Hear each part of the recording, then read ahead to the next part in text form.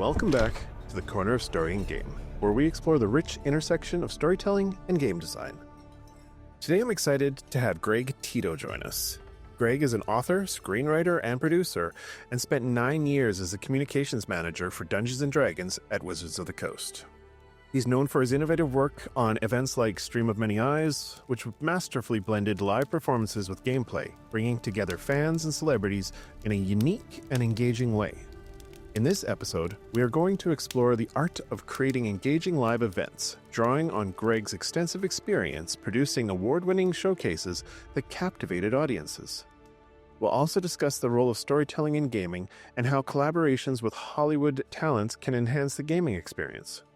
So get ready for an insightful discussion about the magic of merging narratives with interactive play. Greg, thank you for joining me. Thanks for having me. I'm very excited to be here. You have been on my hit list to get on the show for quite a while now. I've been a huge fan of your work, going back quite a few years, actually, well before Stream of Many Eyes, which is one of the things I want to talk about. But your work on the podcast is amazing. And as a marketing professional, the communications work that you did behind the scenes at Wizards did not go unnoticed. Like, there's a lot of things there that you did that were brilliant and people may not be aware of. So Thank you for being aware and being one of the people in the know. It's very excited to share that story a little bit more now that I'm no longer under the umbrella of Wizards. So yeah, there's a lot of information there. Cool. Well, before we dig into it, I do like to set a groundwork, a foundation with your origin story. How did you fall in love with words, stories, games, and then kind of a brief your journey into the industry and then where you are today? Because that's kind of cool too. I want to hear that too. So Sure. Yeah. So I, like many people, I found my in through Lord of the Rings, and specifically the Hobbit animated movie by Rankin Bass. I have a very fond memory of watching that with my older brother. I come from a very Catholic family. I have 3 older siblings. They're 7, 8, and 9 years older than me. And I was the happy accident. But my middle older brother loved that series or that animated thing that was shown a whole bunch on cable TV back in the day. And I remember watching it with him, and he had just started reading The Hobbit, and he was telling me things that were in the book but that weren't in the animated thing. Like any adaptation, you have to cut some things. And I remember being really fascinated with that idea, and I immediately tried to read The Hobbit. I was like 5 or 6 years old at the time, and understood little of it. It's more easier to grok for that age group than Lord of the Rings is, but I remember just being enamored with a fantasy world, and that breadth of storytelling and world building that Tolkien was able to show, even in that more children's book oriented format of The Hobbit. Just opened my eyes to everything. And so that's, I think, why I fell in love with words, as you were saying. And I don't think I said I wanted to be a writer at that point, but it was certainly on my brain at that time as creative writing and language arts in elementary school, developed that more. I remember in 3rd grade, the teacher read us A Lion, the Witch, and the Wardrobe, which was another eye-opening experience. And I devoured those.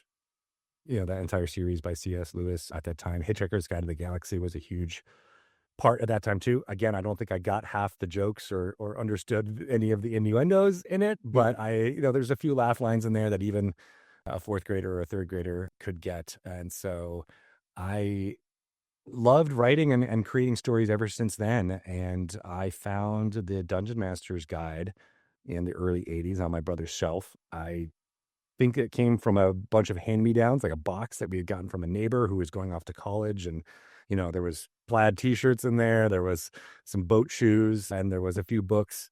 Otherwise, I don't think it would have been allowed in our house, but it kind of got smuggled in through a well-meaning neighbor.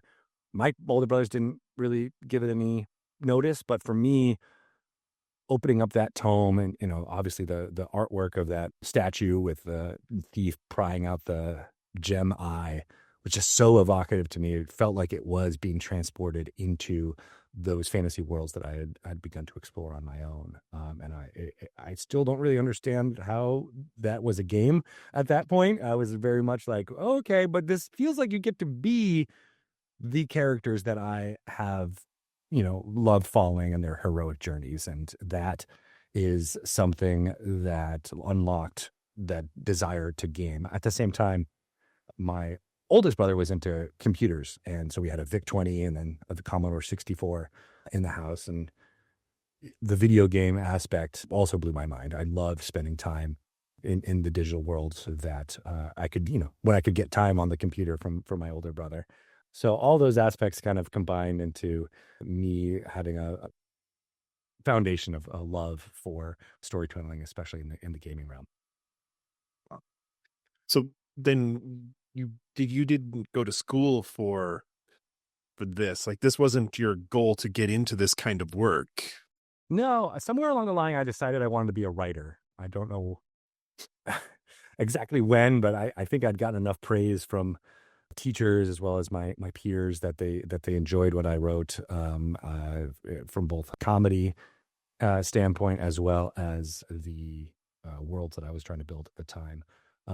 So that was always my idea, was to be a writer in some capacity, whether that was writing movies. I was a big fan of John Hughes films at the time, so I really loved that like kind of comedy, naturalistic, the high school experience that I was having at that time.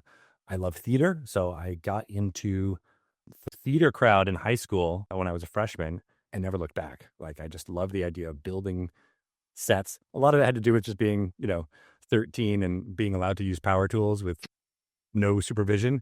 I love that, and the older kids, the juniors and seniors at the time, embraced chaos, let me say. So I love that kind of counterculture feel of doing the set crew of theater, but I also knew that was a close approximation of what I wanted to do on stage, right? So I was in a few of the musical productions as a background. I can't sing. I can dance pretty well, so I got some chops as a chorus dancer in the back. But I really love building the sets and being a part of the production. Like, the director that we had in high school was singular in that he was the director, but the kids did everything from designing the sets to building the sets to stage management to making the posters, developing the marketing campaigns on how to get like butts and seats. Like, it was all kid driven.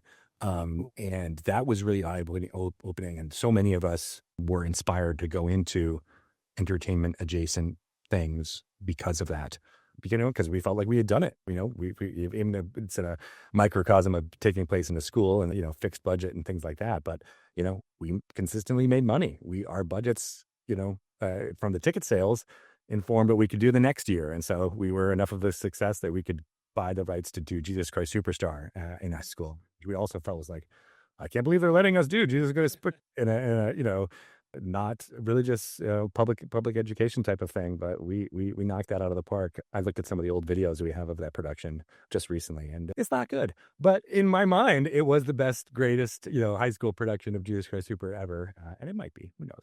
But I made the T-shirts that we sold to anybody who would buy them as a fundraiser, and I love the meta thing of one of the parts in the temple. I don't know if you're familiar with Jesus Christ Superstar, but there's a song in the temple that is basically Jesus comes in and wrecks everything because the temple's being used for money changing and whatever. Yeah. It's a great moment. But the lead up to that, I'm in the back selling T-shirts to the everybody in the audience, and I was also doing that to everybody in the school at the same time. So I didn't even think about that, but that's one of the things why I love meta stories like that, where it means something on different levels because of the personalities of the people who are performing in them and that type of stuff. So I went on to do theater in college. I was a theater studies major as well as an English major. I had enough dorky AP credits that I could go in and have two majors, essentially. So I have 2 degrees in 4 years at the University of Connecticut, and took that and, met my wife, and we moved down to New York, and we tried to, make theater in the Lower East Side for, 5-10 years. Wow. Yeah. I'm sure there's some stories from there. Yeah. We loved it. It was super fun. It was just as free and, weird as you might expect, but also we learned a lot. We learned, even though you could be the best of friends, necessarily making a theater company together might not be the best idea. So found that it was you got to pick and choose and find your collaborators that speak to you, not only just as being, personal friends, but, what can you have the same concept of how to produce and make stuff together, and made some movies, did some of those like 24-hour film festival type things. We made a short film called The Barista, which got into a few festivals, but didn't get a huge amount of traction. And I tried to go solo a little bit. I did some stand-up comedy for a few years in the later part of me living in New York. And that was really fun too, because you got to basically write and then get an audience to tell you whether or not it was funny or not immediately. And that's terrifying. I was my wife would tell you I was a dick 3 days or weeks leading up to a show because I was nervous and didn't know how to exhibit it in any kind of way. But being on stage when people are laughing, it's the best feeling in the world. If you can get a room of, 200, 300, some of the rooms I was in, like Caroline's or Gotham Comedy Club, it would be 500 people who want to laugh. And if you can make them laugh, and I was telling a lot of jokes about D&D and being a D&D fan and being a gamer. So it was a little bit a melding of a whole bunch of things in my life to write that, memorize and perform it in front of people, and then get a lot of, direct feedback from folks who are like, hey, I never hear jokes about, playing D&D or being in that world at all. So yeah, that was super fun. That was well before the resurgence of D&D, I assume. Yeah, that was the 2000s. So that was when, 3.5 era. I had found a group at that time. My wife says I often tricked her because I told her I was a dork. She knew all that, but she didn't realize how much of a dork I was until I was like, I'm going to start playing D&D on a weekly basis with people in New York City. So that, informed a lot of the jokes. She doesn't play at all?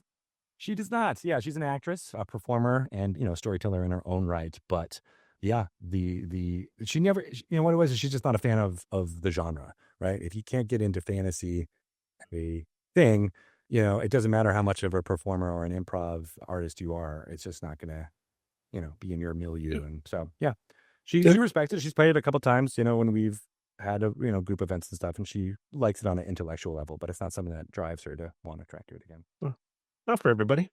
I'm complete rabbit hole. Just curious, have you guys tried like Blades in the Dark or something that's non-fantasy, non-genre, less dice-based? We have not. I think Sure. with the granddaddy of D&D being, that so many people have, I thought it was a step too far to be like, well, here's an even more niche game that I like. I think in general, it's hard to get that across. Yeah, For sure. I was just curious. So Wizards of the Coast, how did you go from New York to what you were doing at Wizards? So I don't want to say struggling because I had a day job, so I was fine financially, but I was struggling artistically, even though I was performing stand-up. It was tough to do. I didn't elevate beyond bringer shows. So bringer shows are basically bring 10 friends. They're going to pay, the cover charge and choose your minimum. And that got tough after a while because, I found myself just trying to make friends so that I can invite them to my comedy shows, which I guess is part of promoting and marketing to a certain extent. But it got kind of tough. And like I said, the nervousness never completely went away. I got more comfortable on stage. So anyway, I kind of, was like, I'm going to stop doing stand-up for a little while. And it wasn't financially doing anything. But what was I was contributing to a video game magazine called The Escapist. At the time, it was relatively new. It was when blogging was taking off.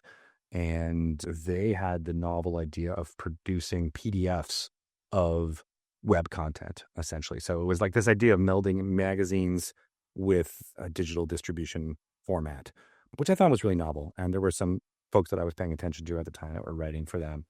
So very early on, they were like, we need submissions. And I submitted a pitch for an article, something I'd never really done before. And it got accepted. And they were paying something like 25 cents a word at the time, which I didn't realize how great that was. Because I was like, oh, okay, whatever. So I wrote a 3,000 page article and, got $500 for it. I was like, whoa, okay, this is great. I want to do more of this. And so I kept pitching and kept getting articles. And then, a few years after that, they were looking for a full-time writer. And we had been in New York for almost 10 years at that point. And my wife and I were like, maybe we should do something else, go somewhere new. And I was like, what about North Carolina, where The Escapist is, based? So we moved to Durham, North Carolina, and I started as a staff writer on The Escapist. So that came all of a sudden a side hustle, became a full-time job, and I learned journalism. So I'd done all types of writing, mostly fiction, but and some first-person narrative stuff, but I hadn't done a lot of technical journalism before. And so the editor there was an amazing woman. Her name's Susan Arndt. She took me and trained me how to do the inverted pyramid and stuff I was aware of, and I'd done in my classes, but never, when the boots hit the ground, like, how do you do this? So I went to writing when I forced myself after work to trying to write 8 or 9 news articles a day, and all of a sudden generating thousands and thousands of words every week. And it was great. I loved it. I loved the idea of having that, eternal deadline to make and create content, and then get that feedback of, okay, people are commenting this, or, the CMS is telling us that, 10,000 people read your thing in an hour. Like, that's great. Oh, it's up to 100,000. There's 100,000 people reading your stuff. It felt really exhilarating. So I did that for many years, got into reviewing games. So playing as much as you can and then developing an opinion about something. And I was a video gamer, but I played World of Warcraft. I played Civilization. I played some of the Morrowind, Elder Scrolls games, but I was not a prolific gamer. Like, I need to play everything that's out. I had my games. I put thousands of hours into those few titles, and I had to learn very quickly how to be like, well, that's over.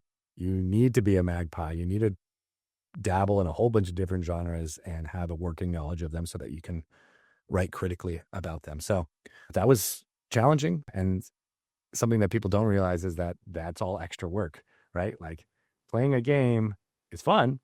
Playing a game that you need to develop a critical opinion of and have an entertaining essay written about it, essentially, that's hard. And it kind of killed my love of video gaming for a while, because any game that I was playing, I needed it.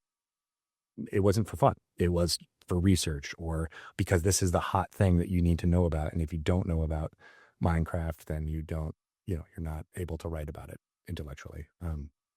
So that was a really fun experience, very challenging, a lot of interpersonal things going on there. But eventually, over time, I worked my way up to senior editor, managing editor, eventually became editor-in-chief of The Escapist over the course of 5 years. And that was really great. I was always pushing tabletop gaming. So some of the folks there were, pure video gamers only, but there was a relatively large contingent of people who played tabletop games. And I kept pushing for us to cover it like we cover the video games. Like, it's, 4th edition was coming out, and we kind of covered that from a more investigative way of like, why wasn't it as catering to the audience that it was there, or why was there these schisms and things like that. So I was writing about it with the critical eye of video game journalism at the time that I don't think a lot of other outlets or folks were approaching specifically, right? And we can write about it just as, we do as other investigative journalism type of stuff does. So that was really fun. And then eventually, by the time I got to be editor-in-chief, I was like, well, we need a whole division of content that's about tabletop games, because that's what we're known for to a certain extent. And I think there's room for more content around that. So that was really exciting. Oh, that's quite the journey, buddy. Yeah, I know. That's only part of it. Yeah, we're not all the way there yet. I know, right? So I look back at my career and I'm like, geez, I did so many different random things. I didn't even tell you about, like, building sets in New York City and all the weird things I did there too. But when I got laid off as editor-in-chief of The Escapist, I was already talking to folks at Wizards as trying to find a job there. I didn't know that they were looking for a communications person, a PR person. I got that through another video game contact, and they're like, well, we can't hire you. The position we have is really junior level, but I know this guy. We used to work at Rockstar together. He's really looking for someone who kind of just like you. And I was like, oh, really? What game is it? And it was like D&D. I was like, oh, what? Like, how did I not even know that they were, looking for someone like me? Yeah. And I eventually applied and I got laid off in January and I was in Seattle in March, starting up a new job, moving my wife and 2 daughters across the country. Felt like at a moment's notice, even though we did have, I guess, 2 months of prep time there. But it was a crazy undertaking to move across the country and set up shop here in Seattle. But we love it. We never go back. It's a wonderful area up here in the Pacific Northwest, which my wife had heard about from me traveling to PAX and covering it from there. And it's funny, a couple months before we made this move, she was like, I think one day I would like to live in the Pacific Northwest. It seems really cool up there. And then I got to tell her, well, guess what? That's what we're doing. Similar to us moving to North Carolina, I was like, all right, well, yeah, we're on an adventure again. So that's how I ended up at Wizards. Wow. Okay, well, we're going to talk about the stuff you did at Wizards. That's the topic of the day. But just to put an end to the story for now, what are you doing these days? Because I find that actually fascinating too.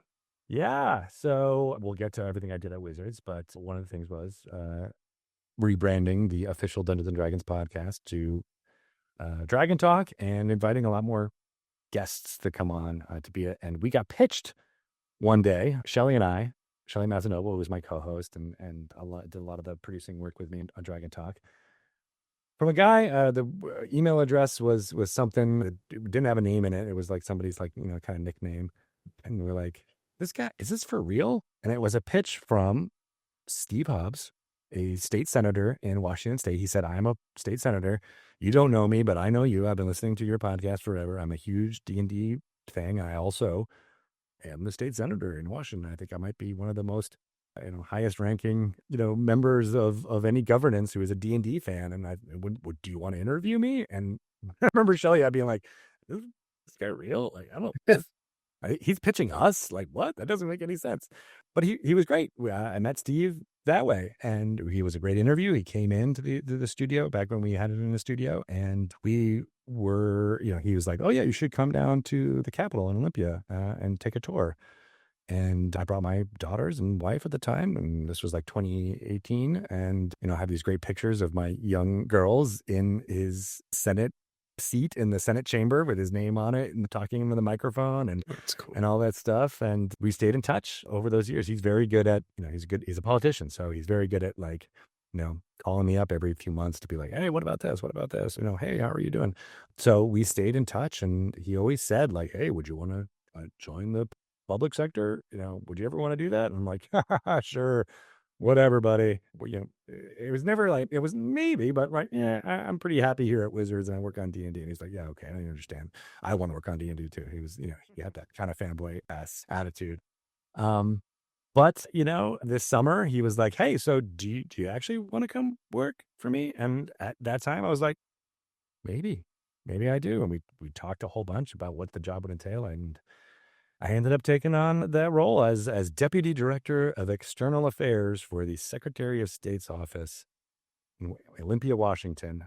Something I never thought of, even all those, that origin story you just told, none of it ever involved wanting to be in governance or as part of the lawful good machinery that keeps our country and society moving. But here I am, using a lot of the same skills that I developed over my career to tell people about what's going on, that stuff that actually matters. I think that's brilliant for two reasons. One, it's good to have more lawful good storytellers, D&D nerds in the machine of governance, no matter where you are. And two, when I talk to my kids, I often tell them the skills I learned playing D&D growing up is how I became successful in the business world and other worlds. I used to be able to run boardroom meetings because of experiences running games for big crowds. And now to see somebody who can take these skills that we learn doing what we love to do something meaningful and big like that, that's an excellent example to pass down. Yeah. And there are people who, back when I was in the gaming industry, they'd be like, well, how did you get the job at Wizards? And it's similar to what you're saying. It's like, I didn't design that. It was having the skills and the practice and the experience built up over time, and then just being in the right place and knowing when to take that opportunity when it comes. And so it's very difficult to, through any creative endeavor to like, oh, I'm going to be at this, but you can put yourself in positions where when the opportunity strikes to be able to have those skills necessary to do that. And this was one of those moments where, I don't have any government communications experience, but everything that I have built up over the time, Steve was Steve Hobbs, the Secretary of State, was like, yeah, I can see how all those skills can translate. And we need someone like you to be able to come in and change things up a little bit, and come approach it from a different angle. So that was really gratifying. And yeah, I think you're right. Get those people to play more D&D, and they'll learn a lot of those skills to transfer to different areas. Hell yeah. Love it. Okay, let's turn back the tape here and back up to the time at Wizards. Nice. I'm going to keep that. Got a new soundbite. Yeah. I am a Foley artist. I can make any sound with my... I see that. That's incredible. Okay, so let's talk about live play experiences, the stream of many eyes, and many of the other things that you did. Let's do an establishing shot here, though. Tabletop gaming culture, when you got involved and when you went, because I've played forever, like 40 years almost now. And the last 10, 15 years have been some of the most remarkable years to watch. How culture changed, how the conversation around the game changed, people coming in. What happened with live streaming was such a huge part of that. So to set the stage, what's your opinion of how the gaming culture has evolved over those last 10 years? I think, and this is no surprise, but I think the rise of actual play and, then that's video and audio, changed everything. It changed the perception that D&D is something that it wasn't, right? How many times have you heard growing up that it's for, those are the kids in the basement that don't have any friends? Because that's all that people saw, right? Even if they went into a game store and they saw people playing Dungeons and Dragons, it always had that tinge of like, oh, okay, you're going to be doing that. And what video especially showed was it's a vibrant, energetic, entertaining pastime that can be played by the most entertaining people in the world. And it is amazing to see the transformation from, oh, that's what, smelly nerds play, to, oh, the most beautiful, engaging storytellers are loving this game and showing their love simply by embodying it on video. Was eye-opening. And I came in at Wizards in 2015. Again, it was March. That was the same week that Critical Role premiered on Geek and Sundry. Was my first week. And that's a coincidence, but it was me seeing that phenomenon growing. And, Twitch had just gotten bought by Amazon just recently before that. So the idea of watching people playing games was valuable. And here comes Critical Role. And before that, Acquisition Incorporated had toyed with this, but it really was Critical Role's debut that changed how everybody perceived it, including people at Wizards, right? Like there was a lot of discussion at Wizards about whether we should embrace this phenomenon, because there were folks who were like, well, they're using our IP and therefore they need to pay us money if they're going to be doing this. And I was like, you're dumb. That is not what's happening here. This is, the Tim Heidecker gif, like this is free real estate that we need to understand and latch on to and understand how it's going to be a communication vector for so much that goes beyond these D&D fans. So, a little bit of background there is like Dungeons & Dragons didn't do that well in 4th edition. It still sold a ton, like way more than most people really think. I think there was the perception that the competitors around 4th edition somehow made as much money as D&D did. They did not. But there was the public perception, and that honestly can, and as a PR person, that can matter way more than the actual facts. There was this public perception that D&D was not going to do well. It was on the chopping block, like it was ready for being sold even away from Wizards at that time. And so fifth edition was like a real, it needed to be a home run for it to get the success that it had eventually in the years to come. And so coming into that, I was like, well, we don't have any budget. I mean, there was a marketing budget, but it was not huge. What can we do? And that's why I was like, we can do podcasts, we can do streaming, we can jump into these things that are low cost. They're high worker cost. Like there's an investment in time and energy in it, but it's low monetary costs, and use the little bit of celebrity that these nascent properties were having, and see if we can reach more eyeballs and get more folks who may be D&D curious, but didn't want to do that thing of going to a game store and that barrier to entry of these people may not be my people. And what Killer Ripple Roll showed was, no, there are people who like you who play Dungeons and Dragons, who look like you, who can be not dudes, right? and have a huge significant amount of fun playing this game. And yeah, that's the writing on the wall that I saw kind of early on in 2015 and 2016. And so it was about trying to figure out how can we use the small amount of resources we had to capitalize on that. Crazy. Could you imagine if they had to shut it down and said, you got to pay us and don't do that? Like, the story that would have been completely different. Yeah. Well, I don't have to imagine that, because I believe that's what Paizo did. Oh, well, there you go. Yeah. And I was dumbfounded when I found that out, when they were like, oh yeah, no, this, the most popular thing playing Pathfinder, they pay a royalty to us. And I was like, what? Whoa. Okay. And they're still doing it? Like, Yeah. so That's crazy. yeah. And I think that evidence is there, right? I mean, like, there was certainly not there are Pathfinder, actual plays, but the number of them, not quite so much. And I think that was a misstep early on from them. Oh yeah. Well, let's dig into the events, the actual play, the Stream of Many Eyes, the other events that you run, you helped organize and bring together. What are some of the key elements of doing something like that? Something that big with so many moving parts? I just watched Saturday Night, the film that Jason Reitman just did about that first performance of Saturday Night Live in 1975.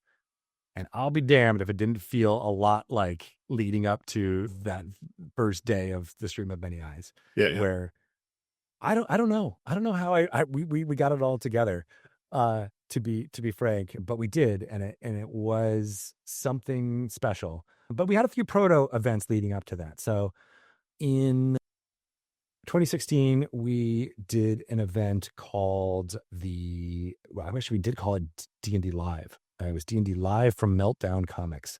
And it was in the back room of, it doesn't exist anymore. The building of Meltdown doesn't exist anymore, but it was a comic book store in Hollywood. And we had heard a lot of movie stars, essentially, and TV stars, and the creatives of Hollywood would go to Meltdown.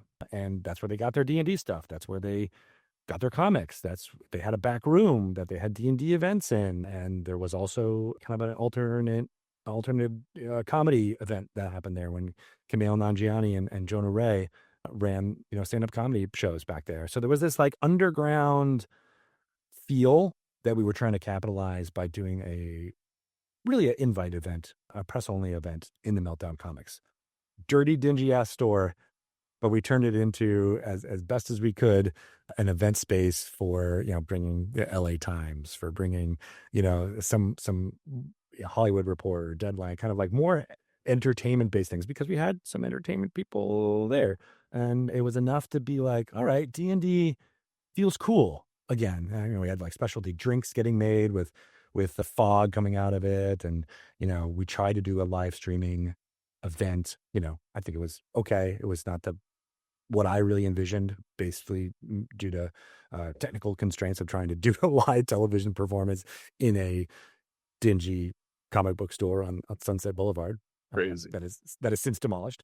But it had that kind of counterculture alternative feel that I think D&D does the best with, if I'm being honest. It had that kind of, special something that people loved, and they were like, "Oh, this feels cool." I don't know why. D&D never felt cool before, but it started to feel like something that people would aspire to do rather than, "Oh, I'll never do that in my life. What are you talking about?"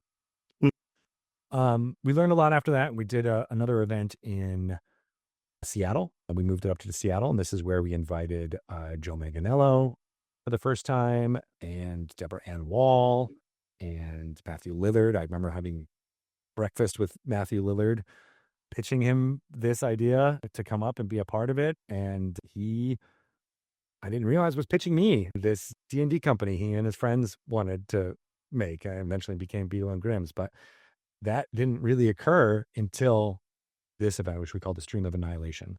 Man.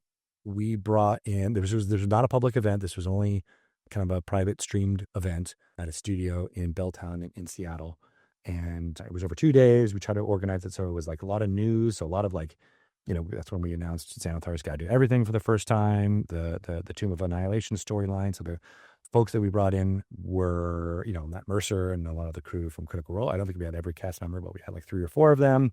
We had Acquisitions Incorporated, so Jerry and Mike were there.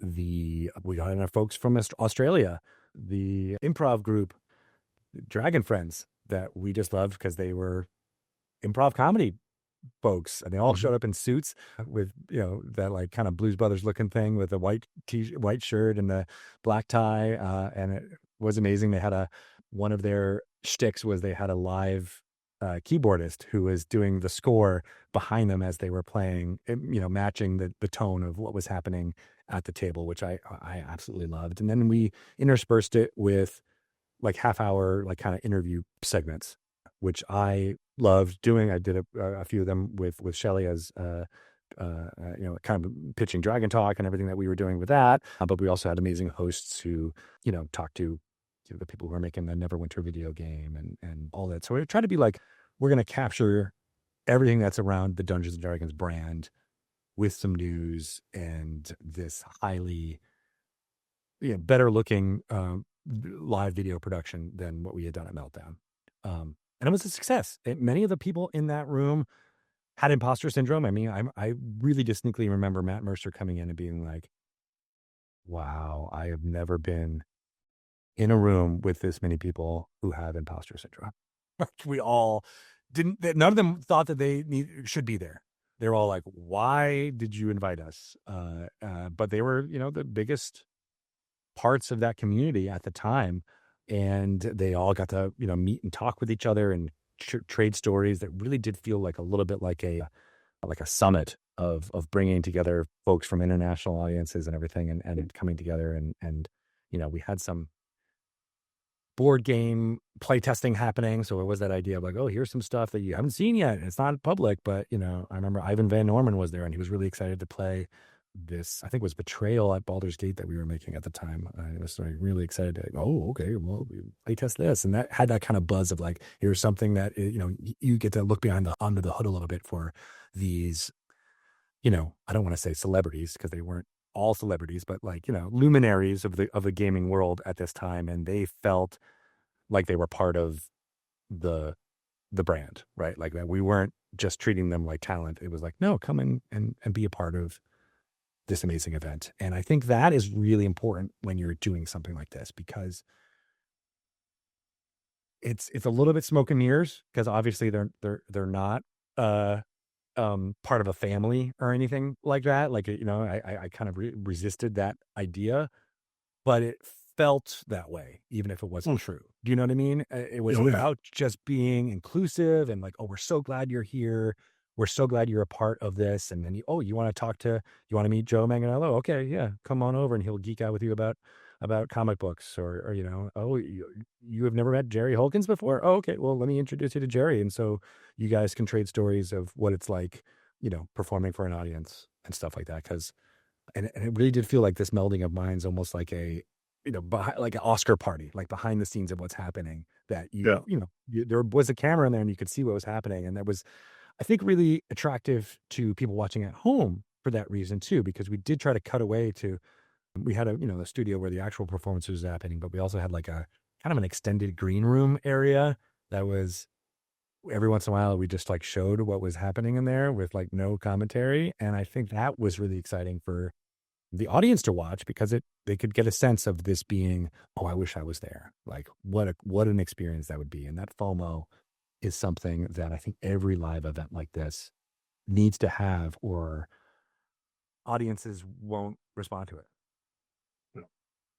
I said at the beginning there was a lot of things you guys did that were brilliant from a communications and marketing point of view, and that's definitely one of them. Is that creating a desire to be part of an in crowd or a culture and building that up, and not through exclusion, but through, we're building something, come join us. And that was well done. But the whole thing, because I watched Stream of Annihilation and I watched all of them basically, and like, even from a nitpicky branding point of view, art was chosen well, and like all the little assets were extremely well done. So you must have had a really strong team working with you on that. We did, and that's something that I would love to tout as much as we can. So, I've been listening to, like many people do, podcasts when you commute, and I just recently listened to Roman Mars talking about 99% Invisible, which is his podcast name, but he's like, that came from a philosophy around design where you don't see it Yep. 99% of the time. And I think that's really true of this era of Dungeons and Dragons, was that the graphic design, I'm gonna shout out a few folks. So Shauna Wolf Narciso was the art director for the launch of 5th edition. She was an old, came from newspapers. She actually got her job at Wizards by following a want ad in a newspaper in the 90s. Nice. So that always blew my mind. It was like, oh, you're part of a different era. But she had this like counterculture feeling around graphic design, kind of that mid-century bold thing. And it really translated to who she was working with. We had Emi Tanji, who was our, boots on the ground graphic designer, who used all of the stuff around Tomb of Annihilation. So that like bug of what's the green demon open mouth thing With the orb in it. Yeah, right. Like if you put your hand through, you die. That was the symbol of the Tomb of Annihilation story, and we use that everywhere, right? Because it's such an iconic weird thing, and that green background was consistent through everything, and that was all from Emmy. Like I'd be like, "Hey, Emmy, we need signs up in this studio because nobody knows where to go. Can you print some up for me?" And I was like, I didn't care what they looked like really, but she's like, "Oh, I'm gonna use all the Tomb of Annihilation stuff on it." And it was just those little touches like that, even though that wasn't even, I think, even shown on the videos or anything like that, but it was enough to make people feel like this was a branded event, from going to the bathroom to leaving the studio to going somewhere else. And that kind of consistency of really great design made it feel as wonderful and natural as it did. Plus, we got a really good production company that was helping out with that, who did the set design. So a lot of the set that was built just made it look like it was a game room, which was deliberate. But each of those, similar to my game room here behind me, each of those artifacts were chosen with care to make it seem both naturalistic, but also like, if like, oh, there's the Xanathar's golden, goldfish, motif was kind of hidden in there as much as you could. I also really loved the cutout of the ampersand. Like I think the ampersand design is fantastic. And a little bit before my time, it was with the launch of 5th edition that they redesigned the way that ampersand looked. But just focusing on that as like this aspect of our fandom, because it was a really cool design element everywhere, right? And so we had a specific gobo. I don't know if you know what a gobo is, but it's basically a sheet of metal that's printed out in an outline, and then if you put it in a lighting instrument, it projects that logo or whatever sign is. And so those are using lighting design to texture sometimes, but we used it and you can sharpen up the focus of that lighting instrument. So it was a sharp outline. And I think that was used really effectively on the big white wall of the studio and all the cutaway shots when we did the moving, what's that called? The crane jib. to just make it look like this, beautiful, amazing space. And I think even the way we designed having the interviews looking out down on the studio space made it feel like Yeah. a cool TV studio, almost like Saturday Night Live. As a big comedy fan and being a fan of that show for so long, I definitely that informed a lot of my event design when we were doing this. So I think you're right. Like just having that kind of consistency throughout, and then that being the launch point. I don't know if you guys remember that, but we were really thinking about the launch point for the D&D Twitch channel. We didn't consistently use that until after the Stream of Annihilation, and we wanted to keep all those design elements consistent so that what you saw on the Stream of Annihilation would then be, similarly used through all of our graphics on the Twitch channel. That makes sense.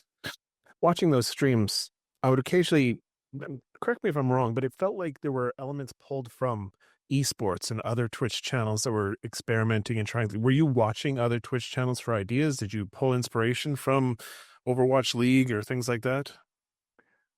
No, honestly, I didn't. I, was aware of stuff like that, and I would, watch it when it was particularly notable or something like that. But here's my secret admission. For as much content that I have produced on Twitch, I am not a consumer of said content.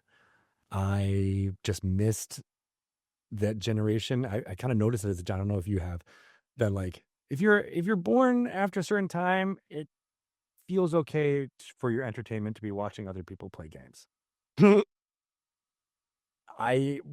whatever reason, it was before that cutoff, and I'd rather play them myself. I don't love watching other people play games, and so I was approaching all of this production mostly from my theater experience, my film experience, and my love of that type of content. When you talk about the launch that night, that sounds like I do a lot of theater stuff too. It sounds like the launch of a community theater production where everything's chaotic. You're not sure how the hell it's all going to come together, but the lights go on, the butts go in the seat, and it happens. Yeah, yeah, and that was really the thing, and it was similarly to that movie in Saturday Night, and the way people spoke to Lorne as being like, "What is this? What are you even doing?" I very consistently got that feedback leading the months and years leading up to both Stream of Annihilation and the Stream of Many Eyes. And in many ways, I just had to develop a pitch. I, over time, just be like, this is what we're doing. This is it. And just consistently repeat it. And people would be like, okay, I get what you're saying. I hear you, but you also seem really excited about it and really invested in it. You, Greg Tito, as a person. So I'm behind you, even though I might not completely understand why or how this is going to be an effective marketing tool, or if the show will even be a show. But I was able to say consistently and with excitement and a smile on my face, this is what we're doing. It's going to be great.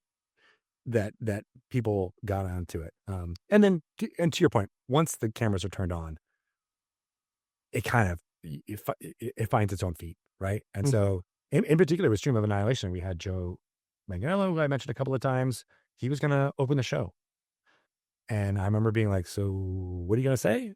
You want me, I can write something if you want me to write it. And he's like, no, and honestly, he and I had a very similar connection to The Hobbit as to why he enjoys fantasy at all. And so I was like, oh, okay, great. You want to talk about The Hobbit?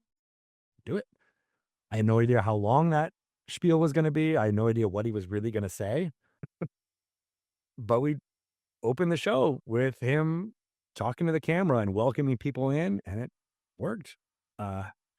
And that was a feeling for most of these events, is that like, all right, well, we can prepare, we can have a good idea of what's going to happen, but it really just comes down to trusting the performers and the co-creators that you're bringing in. And that's what's more D&D than that, is just having it be a collaboration of all the people at the table, and that table extends to the graphic designers, the camera folks, the folks. And for that event in particular, there was one union cameraman guy, gray hair, been doing this a long time. And I remember beforehand, he was like, I don't know what this is, but whatever, I'm just going to shoot the camera. And by the end of the first day of shooting, he's like, do you have an extra one of those t-shirts? Those are really cool. I want one of those. And this was amazing. Like, and I think that occurred for a lot of folks who may not have even been D&D adjacent, but just not really even understanding what this game is. And these live events showed them what it was and showed Very them that cool. there was an audience for it. Wow. That's the magic right there. That's the magic. Yeah. So we learned everything from Stream of Annihilation. Yeah. Do you want to move on Nope. to Stream of Many Eyes? I was going to say stream of many eyes. From my point of view, I noticed that there was a narrative that was added to it. Was that a conscious decision? Why was that added? Like, there was kind of a meta story going on. I remember seeing my buddy Jim show up on stage as Mint, which was wild, with his head shaved. Like, the whole experience had another level to it. Walk me through that. That was the reaction I had after the Stream of Annihilation. I think we had tried to do a narrative woven throughout, or at least it was part of the initial talks, but we abandoned it because it was like, oh, well, we got, these people want to do this, these people want to do this, and, never the twain shall meet. Because we had like an Eberron group, we had someone who was doing more Tomb of Annihilation stuff. We wanted to show off the meat grinder thing, so having it be more of a competitive thing. So it didn't really fit to do a full narrative for the Stream of Annihilation. But for the Stream of Many Eyes, that was a conscious choice by me to inject a through line throughout all of the programming so that it could feel like the people at home were watching something that was going to affect what was going to happen in the next game and what the next game. And that, I don't think it was as successful as I wanted it to be, but it was the way for me to evolve after the Stream of Annihilation. Very cool. Yeah. So what were some key takeaways, I guess? Let's start kind of bringing this to a nice little bow. What are the key takeaways from these experiences that people could learn from you? I think a consistent single voice is sometimes the most important thing. So I mentioned before how I was needing to pitch this over and over again. And that was frustrating at first because I'm like, I already told you, I pitched the same people, like literally the same pitch, like multiple times. Because they're like, "What? We had some questions and I didn't have any answers. So can you tell this to more of the team?" And so I would just do my spiel over and over and over again. And with the Stream of Many Eyes, we had to do that to way more people because that was the first time we had public coming. We were selling tickets for people to come. So there was this, and they were high price point. I think we charged $250 to come and be an audience member for it, which we knew was high, but we were like, but this is a bespoke experience. And then we had to create said bespoke experience and make it feel like the value was there for people who are, paying top dollar to fly out to Hollywood and get lodging in Hollywood, and then this extra ticket price on top of it. But for me, it's having a clear vision, the takeaway, having a clear vision, having that be consistent, and then making sure that you're bringing on collaborators who share that vision. With the Stream of Many Eyes in particular, there were stunt folks, there were vendors, there were, the more traditional talent of Hollywood actors coming in and having their own spin on it. We brought in more people from the live play side of things, from Adventure Zone, and so there were all these competing personalities, and the only thing that kept it held together was my consistent pitch, just over and over again. People knew what I had said, and they may not believe it, and they may not think. I'm guarantee you, not everybody was like, this is gonna, people thought it was gonna crash and fail, including me. But you can never say that out loud, right? It was always about being like, no, this is what we're doing. It's gonna be great. We got these people, and like, and make sure that everybody feels like what they're doing and contributing to it was going to knock it out of the park each time. And I think that it was good that I believed it, and I kept that consistent and keep going. But I've been at other events and, talked to other folks that like, there was not a consistent vision communicated. There was not a sense of accountability, right? Because I think everybody even knew, hey, I'm going to do my part, but this is all Greg's idea. It's on him. And, that was super stressful and similar to me doing stand-up, I was, a pain in the ass in the weeks leading up to it, to all my people in my personal life.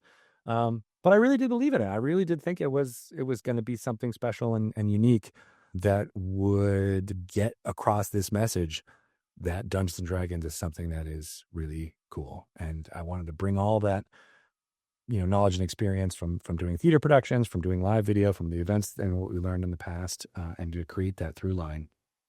And I think that's one of the biggest takeaways for me, is just having that, consistent and ready ability to pitch again and communicate those things, even if you've said them 1,000 times already. Sometimes people just need to hear it again. Wonderful. It was a brilliant event, dude. You should be so proud.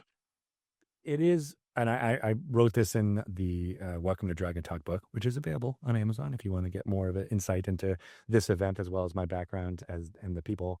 And one of them I currently work for. Secretary Steve Hobbs is in there as well.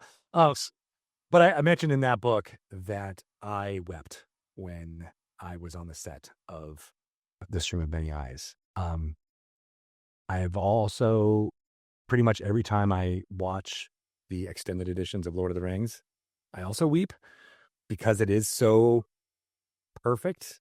Yeah. Even though it's not, it's an imperfect thing, just like anything is. But it encapsulated the emotions of that story so well. And I had a very similar feeling when I was finally on the set of Waterdeep, and I saw the stunt performers.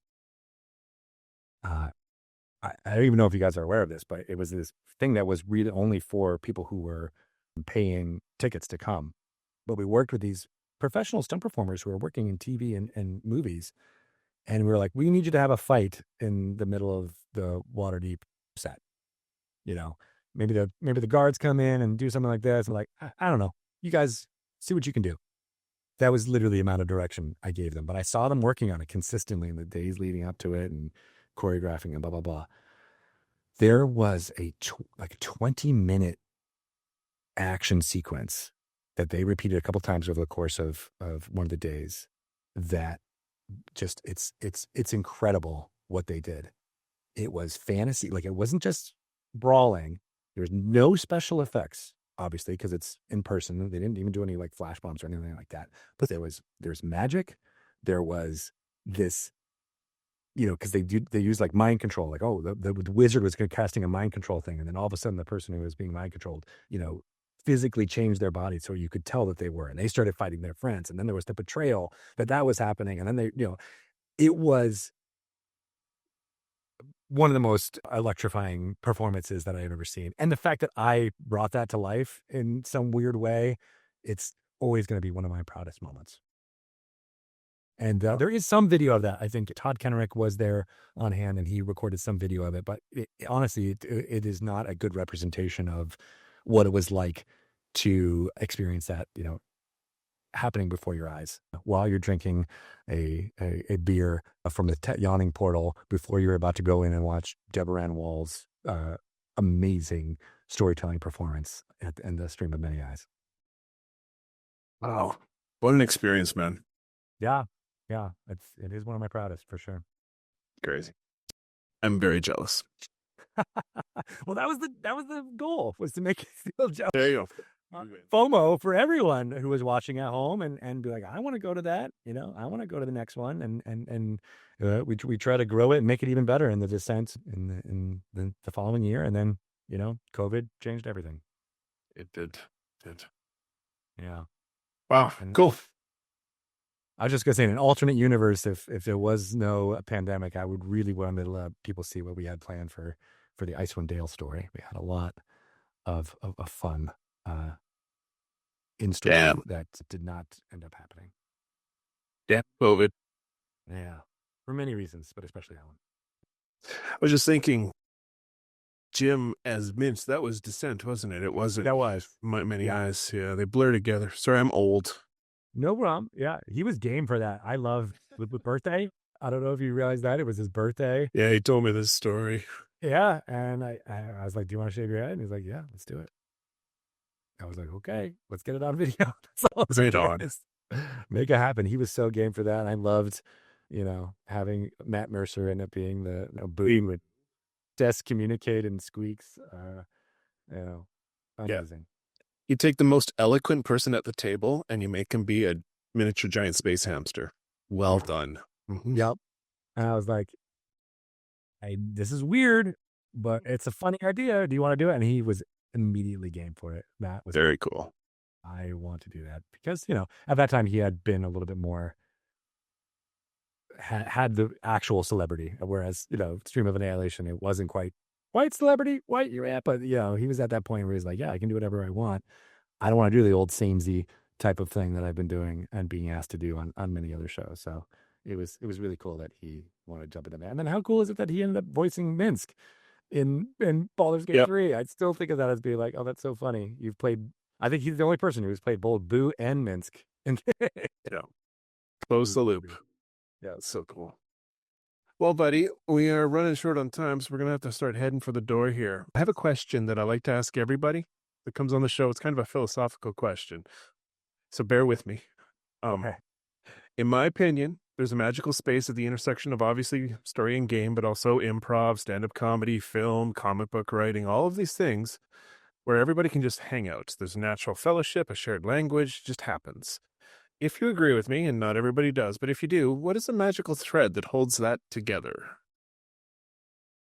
This is similar to something I've said to a lot of folks at the Hasbro side of things when I've had to do events for them where they have no concept of what D&D is or what story and game is. But I think it is truly what makes us human, story. Sitting around a table, telling stories together, playing D&D is the same to me as our ancestors sitting around that first fire, telling the stories of the hunt that they just had, or making up stories of deities and things that we don't even have records of because they're so far in prehistory. So I think what holds that all together is the humanity in all of us. It is what we are as a species, what makes us different. People point to, oh, it's our intelligence, blah, blah, blah, and things of why we're different than animals. But to me, it is this capacity for storytelling and imagining something that is not your experience they're having right in front of you, but another experience. And wouldn't that be cool? And that's no different from that feeling I had when I was watching Bilbo Baggins argue with Gollum on the lake and wanting to experience that and bring that to life here. So that's the thread that holds it all together. Love it. Brilliant. Okay, we're going to head for the door right away here.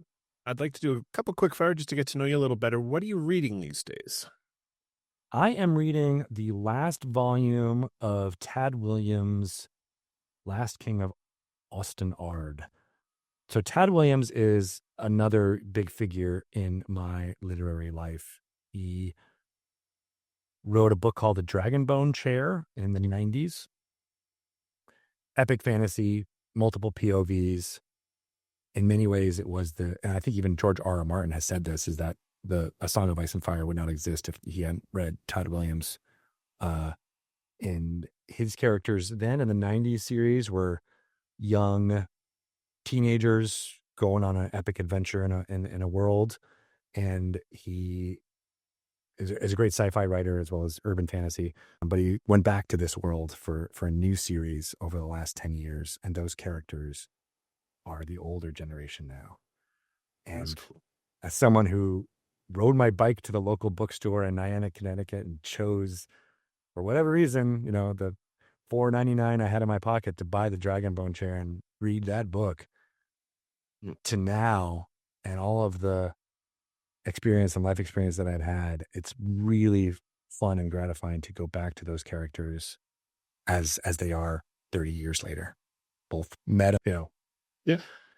I'm now in that way too. So that's what I'm reading right now, and I'm super excited about it. I've been waiting forever. He's a really great writer, but like many epic fantasy authors, it takes a long time to get this. So I think this book was supposed to come out last year, and it's finally out now, and I'm just devouring it as quickly as I can. Very cool. There's something powerful about those stories that close the loop and the coming home on the hero's journey, whatever you want to call it. There's, Yeah, especially when it reflects real life. That's, yeah. yeah. It really, makes me weep, like many things do, apparently. You're a weeper, Greg. No, I'm kidding. I am, and really, when it comes to storytelling, I am. Like, if there's a musical or something, I'll let her. Me too. I lose it. And my wife makes fun of me. My youngest daughter makes fun of me, but my oldest daughter is just like me, and will weep at the. I made my wife watch Arcane season 1 with me to get ready for Arcane season 2, and she looks over, I'm freaking bawling. She's like, "What? What are you doing?" I know that's. My wife said the similar. She's like, maybe is my heart dead? We have very similar wives. Yeah, yeah. We should get them to play D&D together. I've tried that before. It did not end well. Luckily, she doesn't Yeah. listen to this, so we're good. Yeah, same. Sorry, honey. Okay, what are you playing these days? Playing, I'm doing a bunch of different stuff right now. I kind of, you might see on the table here, I've got Star Trek Into the Unknown, which is from my friends at WizKids. Nice. And so I don't do a ton of miniatures games, but it's in the vein of X-Wing and things like that. But it's got more storytelling involved, right? Where there's a campaign that you can play through as Cool. winning these miniatures of the USS Defiant, and then you might graduate to the Galaxy class, fighting against the Dominion, which I'm a big Star Trek fan. So I have a Star Trek podcast called Re-Engage, where we're going through all of the episodes of Next Generation. Oh. We're in season 6 now, which is right when Deep Space Nine premiered. So I have not yet got into the Dominion War stuff, but I'm excited to do so. But I also play a lot of Dune Imperium, which is a board game Mm-hmm. that has a bunch of expansions. It's great use of that IP from Legendary. It's got the movie IP behind it, but it just plays like a worker placement draft deck building game. So combine those two together, and it's really, really good. Played like, I don't know, dozens of those games because it's on digital now. So we can play an asynchronous game with a couple different friend groups at this point. Nice. But then video game ways, I'm playing Against the Storm, which is a city builder, kind of roguelite city builder. Love that. Something about it being in Seattle with the rain always being here, especially during this time of year. So that feels really good. And Balatro, I just got into Balatro on my Switch. There goes your life. Yeah, another roguelite, but man, that is so well designed. It's super fun. A little bit late. I know people were talking about it a few months ago when it came out, but I jumped into it before their nomination on the Game Awards. But that seems how it was. Excellent. Well, my friend, I'm going to start closing this down. I do like to open up a little space for you to signal boost. Is there anything you want to promote? Anything you've done recently you want to talk about? Or where can we find you online? Hit me with it. Sure. Yeah. So I mentioned Reengage already, but I really love that podcast. That's for Gen X nerds going back to watch Next Generation. It was a pandemic project in a way because we were feeling like everybody was feeling at the time. And I happened to watch a couple episodes of the first season of Next Generation, and I was like, oh, this feels good. This feels like nostalgic. And I didn't realize how inspiring it was for my life from watching all those episodes back then. And so I got a few of my friends together who had similar thoughts and feelings about it. We don't remember every episode, but we go back and research what's happening when it was premiered. So I kind of like that, being able to look at like, oh, this is, and you don't realize like, Baby Jessica happened in 1987, and, the fall of the Berlin Wall, and like, rise of democracy, and then like the backlash, all these, kind of momentous events happened over the 7 years that it was on. So it's been fun to go into that, as well as, researching a lot of the history of the production and how the writers felt about it and things like that. So we try to bring a lot of insight as to what each of those episodes are about and what they meant to us. So that's super fun. Take a listen to that. It's available anywhere you get podcasts, and it's fun to watch along. So if you want to take on that journey with us, watch an episode and then listen to us nerds talk about it. The episodes are only like 45 minutes each, but we talk for usually an hour and a half, sometimes longer. Right. And we always joke our discussions about it are longer than the episodes themselves. Brilliant. And then, of course, I have Welcome to Dragon Talk, which is a book that's available now. Has a lot more information about my time at D&D and a series of essays that Shelley and I both wrote about some of our most memorable guests. And it touches on a lot of topics from, making maps, from my interview with Deb and Rue and how much those are a huge part of our D&D and fantasy lives is maps. And I mentioned how I love the whole meta idea of like, they're the few times where the object in front of the players is the same object that's in front of the characters. And I love that. And I think there's something about looking at a fantasy map that transports you into that world better than almost any other type of thing, whether it's miniatures or whatever. So there's lots of ideas that we explore through all of them. That's just one of them that comes to mind right now. So check that out. It's an audiobook as well. If you like hearing the sound of my voice over the course of this podcast, you can listen to me and Shelley read aloud our book there if audiobooks are more your thing. I will throw the links to all of this down in the show notes and the description. If people want to follow you online, do you have a place that you prefer to send them? Yeah, I have been on Blue Sky for more than a year at this point, a year and 6 months. So they recently did that thing of like, what number were you? I think I was in the 68,000 person to jump onto Blue Sky. So I am active there. I'm no longer active on Twitter. So follow me there, and you'll see that my handle is gregtito.com. So I do have a website that has links to all the projects that I'm doing, including a movie I made, Ex-Husband, a short film starring Daniel Beckman, who is a TRPG producer and doing stuff down in LA now. They came from Brooklyn, so their company is called Brooklyn Quarter. She's the star, but also my friend Bobby Moynihan, who was on Saturday Night Live, is in the cast, and we'll be figuring out time to show that movie on YouTube very soon. It was in a few festivals in various parts around the country, so getting ready to get that out there. But yeah, gregtito.com is where you can find out about me. And then if you want to get in touch, either go through the form on my website there. You're a busy man. That's busy. Just like someone named Gerald did to set up this interview. Yeah, you miss 100% of the shots you don't take, as a famous Canadian once said. Michael Scott said that, right? Something like that. Michael J. Fox, maybe? I'm not sure.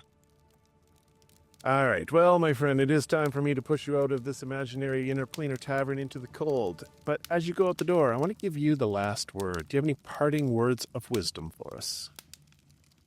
I will say chaotic good makes the world a better place. I'm afraid I'm going to have to leave you now, as the attic ghosts want their chains polished, and if I don't get that done right away, they're going to rearrange my comic book collection again. Last time, it took me a week to get everything back in its rightful place.